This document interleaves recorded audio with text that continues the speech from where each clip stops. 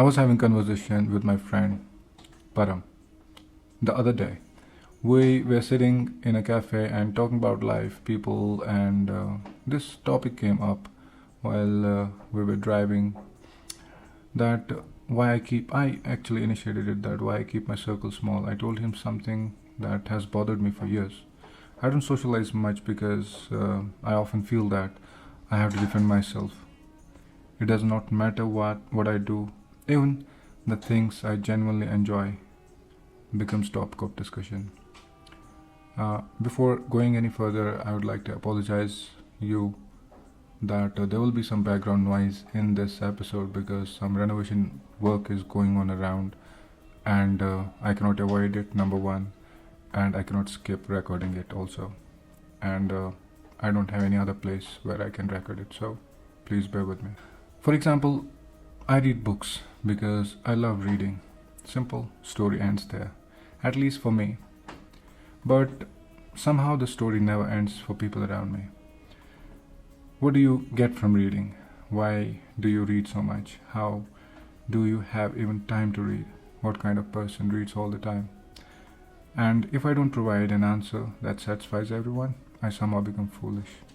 I remember sitting in a group where one person would ask a question and suddenly everyone would jump in.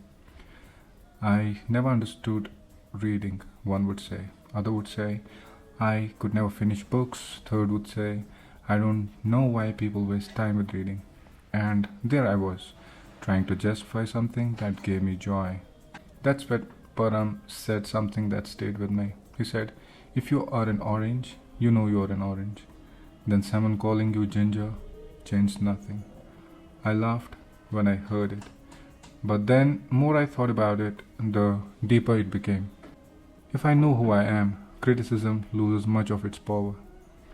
If I know why I read, why I write, why I work out, why I sit alone, why I record these podcasts, then someone else's opinion cannot rewrite my identity. You remain an orange even when the whole room keeps calling you ginger. The problem begins when you forget that you're an orange. The problem begins when you start believing every label that comes your way. Because criticism often says more about the person giving it than the person receiving it. People criticize for many reasons. Sometimes criticism comes from insecurity. You are doing something that they always wanted to do. You are disciplined where they'll struggle. You are trying where they have already quit. Sometimes criticism comes from fear. Your growth reminds someone that they have remained in the same place. Sometimes criticism comes from misunderstanding. People see one page of your life and write an entire book about you. Sometimes criticism comes from habit. Sometimes people simply enjoy pointing out flaws. Some criticize because it makes them feel intelligent. Some criticize because everyone else around them is criticizing. Some people criticize because they genuinely care. The problem is that all the criticism sounds the same in the beginning. So, how do I deal with it? How do you deal with it? First, you ask yourself, is that truth? If there is, you accept it. If someone tells you that you procrastinate, you know that you procrastinate, then that criticism becomes useful. It becomes a mirror. You thank it, you improve it. But if someone tells you that reading books is foolish, then you have nothing to defend because you know that you enjoy reading. At least for me, I read because I love reading, and for me, story ends here. The second thing I have learned is this: you don't have to attend every argument you are invited to. Every criticism does not require a response. Every opinion does not deserve an energy. Silence is often a powerful answer. The third thing I have learned is emotional recovery. Criticism hurts. It hurts everyone. You feel anger, you feel disappointment, you question yourself, you replay conversations, you become defensive in your head. All of that is human. The real question is, for how long? Do you carry that criticism for 5 minutes, 5 hours, 5 days, or 5 years? The goal is not becoming emotionless. The goal is returning to yourself quickly, feeling the emotion and regaining control. You think appreciation and criticism are twins? I think so. One lifts you up, the other pulls you down. And if you become addicted to appreciation, you automatically become vulnerable to criticism. If praise makes you fly, criticism will make you crash. If you have been trying to treat both the same way, if someone appreciates you, you smile and move on. If someone criticizes you, you listen and move on. You don't build your house on either of one, because if you live for applause, you will suffer for everyone's opinion. You I have noticed something else also. I tend to favor people who keep me in their good books, but this is wrong.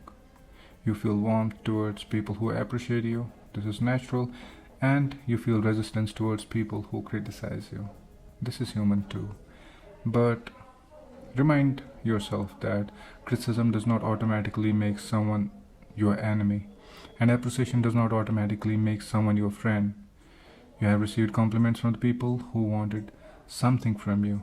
You have received criticism from the people who genuinely wanted you to grow. Life becomes easier when you separate the message from the messenger. And there is one more thing. If you criticize people, you must remain open to criticism. Criticism is a double-edged sword. If you use it freely, sooner or later it will turn towards you. And when it does, it often strikes harder. So try to be careful with your words. Try to criticize ideas instead of attacking people. Try to speak with kindness, because you know how heavy the criticism can feel. The world is full of critics. People tell you that you are working too hard. People will tell you that you are too lazy. People will tell you that you are too quiet. Then other person will tell you that you speak too much. People will tell you that your dreams are unrealistic. Then years later, the same people will call you an inspiration. So